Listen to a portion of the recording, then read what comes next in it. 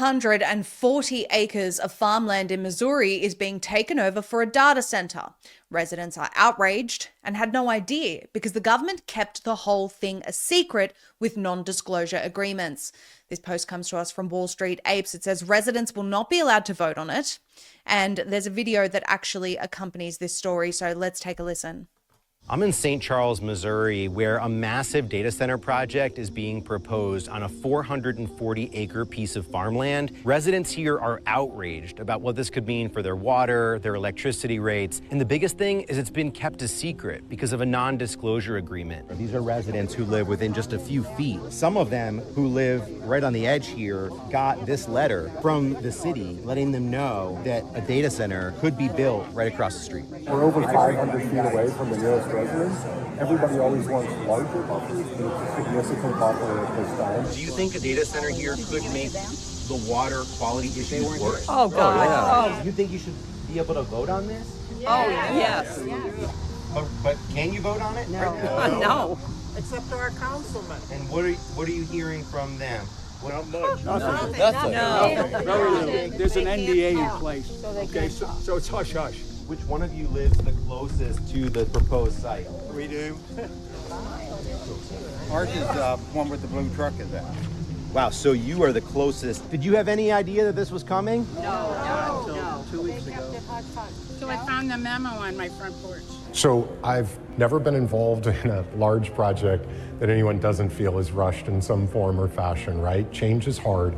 There is a town hall where residents are getting to go up and ask questions of the developers behind this data center project. You can see all the people trying to get information from these tables, but there's no way they can hear because there's too many people. There's no microphones. I'm really disappointed tonight. This is really an inappropriate place to get any answers. Just walk around to different booths.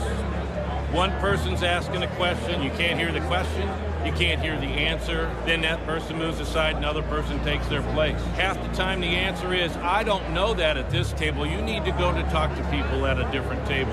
This is just a dog and pony show. I can't even ask anybody, there's just so many people here. It's so frustrating. The city council is who the vote's going to be on the 19th. The 10 people are going to make the decision on something this huge, something this absurd going into our community, which potentially could ruin the water source for St. Charles. This isn't something for 10 people to decide. We need to get them to vote on just shutting this down. President Trump can move into this area tonight, today. You're ready to sell. To him, if he's willing to live here full-time, make this his full-time home instead of Mar-a-Lago. Okay, hell, I can go to Mar-a-Lago and I don't have to worry about anything. There's probably not going to be a data center right there. Yeah, for sure. The city council members will vote up or down on this project on Tuesday, August 19th. So continue to follow our coverage on More Perfect Union to see what happens next. So as you can see, this is positively outrageous. To have 440 acres eaten up by something that is without a doubt going to suck up vital resources like the community's water supply is just one example, all done in secret because the government made sure an NDA was in place that stopped these people from knowing their lives were about to be turned upside down. And for what, by the way? So Palantir can expand their digital surveillance of everyone after they get digital ID passed? Referencing the story we just covered before this one right there. But it doesn't end there. These data centers are popping up quicker than you can blink. I posted about this one yesterday, data center, Shackleford County, Texas, right outside Abilene, where residents are already subjected to water restrictions. I asked, what do you think is going to happen to these people? Why do they keep putting data centers in areas like this? And this is in reference to a post by Eric Doherty there. Wow, Vantage Data Centers just announced its largest ever investment into the United States of over $25 billion. This will go toward a new data campus in Texas for artificial intelligence, resulting in over 5,000 jobs, probably mostly H-1Bs. That's my addition. Another investment the experts said was impossible. Wow, yet another data center in a water-restricted area instead of being built near water where those companies can foot the bill themselves for desalination rather than driving up the costs for the unsuspecting residents who did not ask for this, don't get to vote on this in most cases, and as we saw, in some cases are shielded from knowing by the government.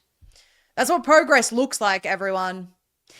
And if you were upset by that initial video we played where the people were being treated like cattle, jammed into a building by the masses and standing in line to get questions only to be shoved along to another table, you should be.